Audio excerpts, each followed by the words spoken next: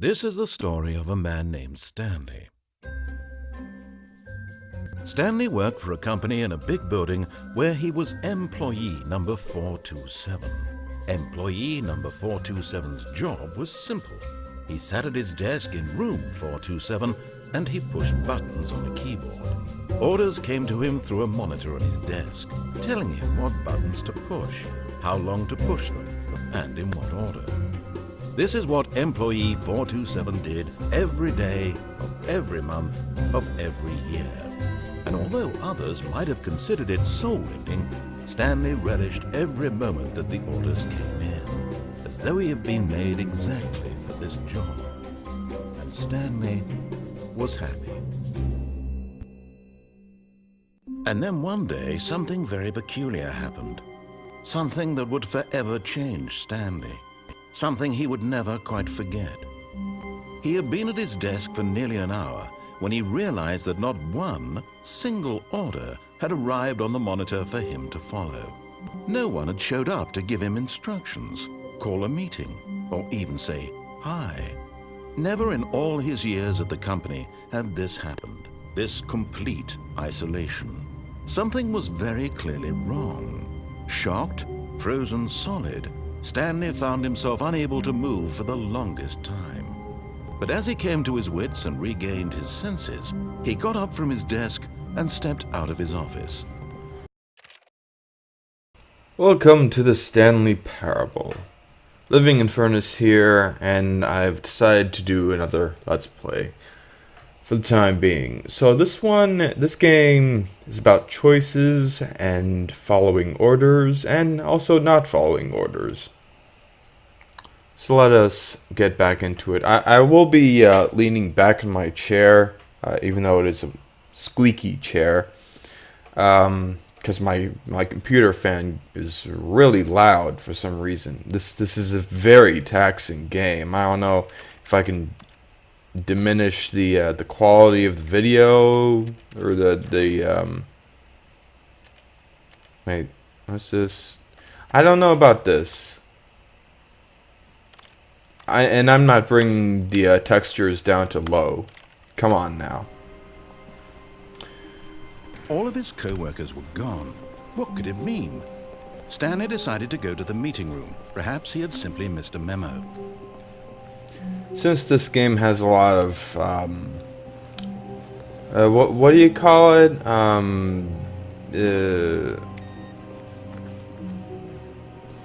Narration.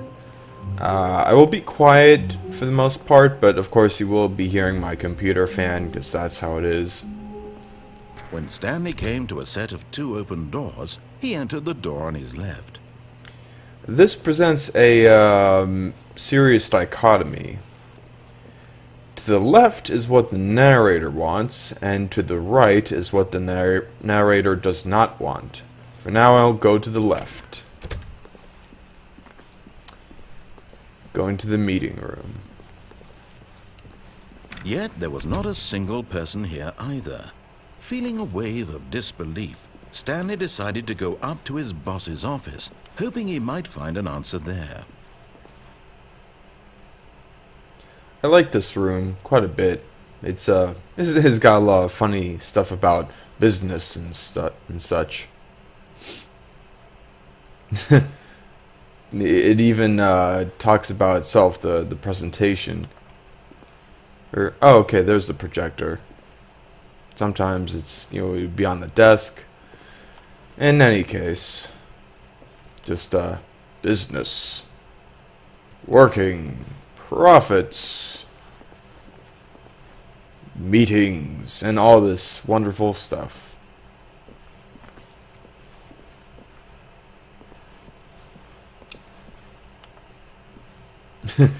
Here's a funny joke here. All the charts. Oh, so many charts. Stanley stepped into the broom closet, but there was nothing here, so he turned around and got back on track. You can actually stay in there and the narrator will become irritated and even think that you're just like a different player all of a sudden. It's pretty funny, but I won't be showing endings like that. Or, well, it's not an ending technically, but I won't be showing things like that where I'm standing in one space. Coming to a staircase, Stanley walked upstairs to his boss's office. I will also not be showing off secret endings. Like, for instance, you can actually try and go through this doorway and then quickly run back or walk back and go all the way back and leave somehow. But that's a secret ending. I'm not going to do those. You know, go buy the game yourself if you want to see those. Or just, you know, watch other videos. Honestly, those other endings aren't really interesting. Not quite as interesting as the main endings, like the one I'm going to go to here. Stepping into his manager's office, Stanley was once again stunned to discover not an indication of any human life. Shocked, unraveled, Stanley wondered in disbelief who orchestrated this, what dark secret was being held from him. What he could not have known was that the keypad behind the boss's desk guarded the terrible truth that his boss had been keeping from him, and so the boss had assigned it an extra secret PIN number, 2845. Yet incredibly, by simply pushing random buttons on the keypad, Stanley happened to input the correct code by sheer luck. Amazing. He stepped into the newly opened passageway. The narrator would say, like, so a funny thing about that is that if you wait, the narrator will say, oh yes, now Stanley does not know this passcode. And he'll try to say it again and again, so you actually do it, and you'll eventually become impatient and open this anyways. And if you enter the code too quickly, then the narrator will be like, oh, well, you're rushing, let's calm you down with some music. And then you'll open the door. A lot of funny little tricks you can do in this game. And some just kind of surprising, amazing that one could even think of them, but yeah, that's how it is.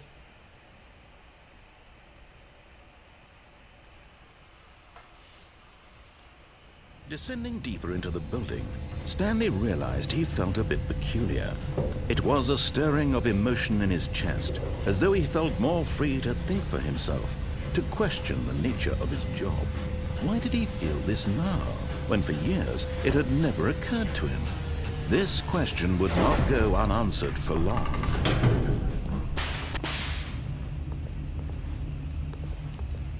Stanley walked straight ahead through the large door that read Mind Control Facility. As you can see here, there are different endings in the game, but I'll go for the intended path for now. After all, it does have a pretty good story, introducing the main theme of the game, of the story, the story's plural, I guess. The lights rose on an enormous room packed with television screens. What horrible secret did this place hold? Stanley thought to himself. Did he have the strength to find out? This is where it really kicks off. Now the monitors jumped to life, their true nature revealed. Each bore the number of an employee in the building, Stanley's co-workers. The lives of so many individuals reduced to images on a screen, and Stanley, one of them, eternally monitored in this place where freedom meant nothing.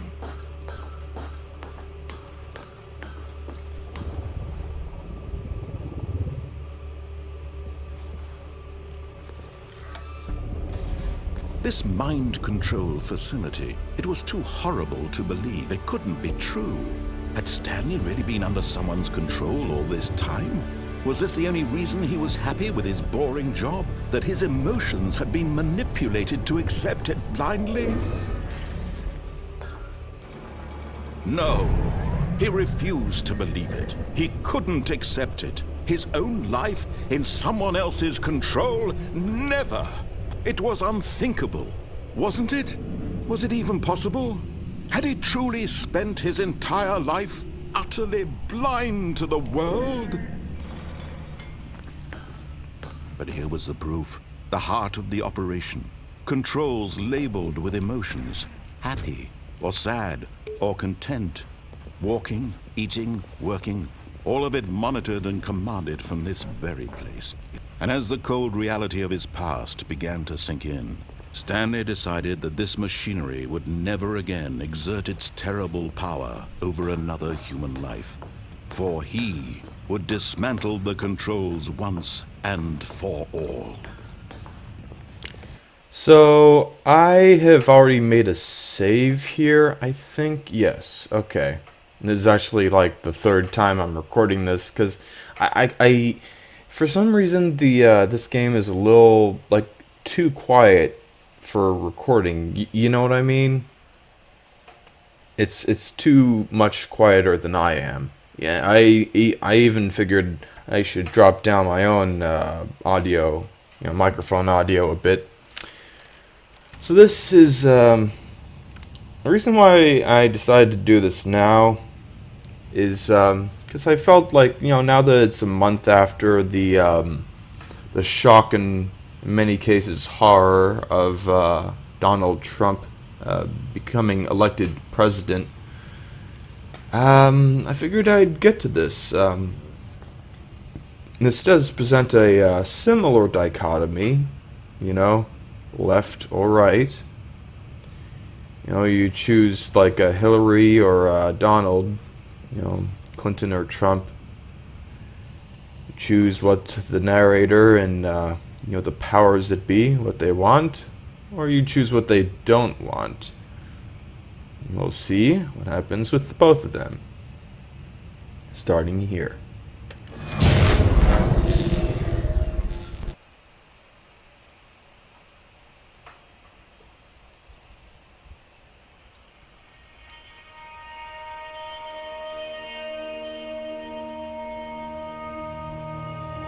Blackness and a rising chill of uncertainty. Was it over? Yes. He had won. He had defeated the machine, unshackled himself from someone else's command. Freedom was mere moments away. And yet, even as the immense door slowly opened, Stanley reflected on how many puzzles still lay unsolved. Where had his co-workers gone? How had he been freed from the machine's grasp? What other mysteries did this strange building hold? But as sunlight streamed into the chamber, he realized none of this mattered to him, for it was not knowledge or even power that he had been seeking, but happiness. Perhaps his goal had not been to understand, but to let go. No longer would anyone tell him where to go, what to do, or how to feel. Whatever life he lives, it will be his. And that was all he needed to know. It was perhaps the only thing worth knowing. Stanley stepped through the open door. Stanley felt the cool breeze upon his skin, the feeling of liberation, the immense possibility of the new path before him. This was exactly the way, right now, that things were meant to happen. And Stanley was happy.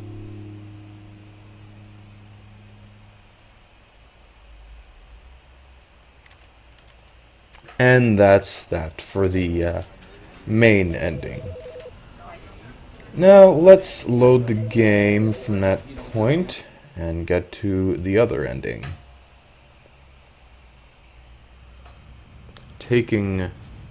Turning on the system. Oh, Stanley, you didn't just activate the controls, did you? After they kept you enslaved all these years, you go and you try to take control of the machine for yourself. Is that what you wanted? Control? Oh, Stanley, I applaud your effort, I really do. But you need to understand, there's only so much that machine can do. You were supposed to let it go, turn the controls off, and leave. If you want to throw my story off track, you're going to have to do much better than that. I'm afraid you don't have nearly the power you think you do. For example, and I believe you'll find this pertinent, Stanley suddenly realized he had just initiated the network's emergency detonation system. In the event that this machine is activated without proper DNA identification, nuclear detonators are set to explode, eliminating the entire complex. How long until detonation then? Let's say 2 minutes. Now this is making things a little more fun, isn't it, Stanley?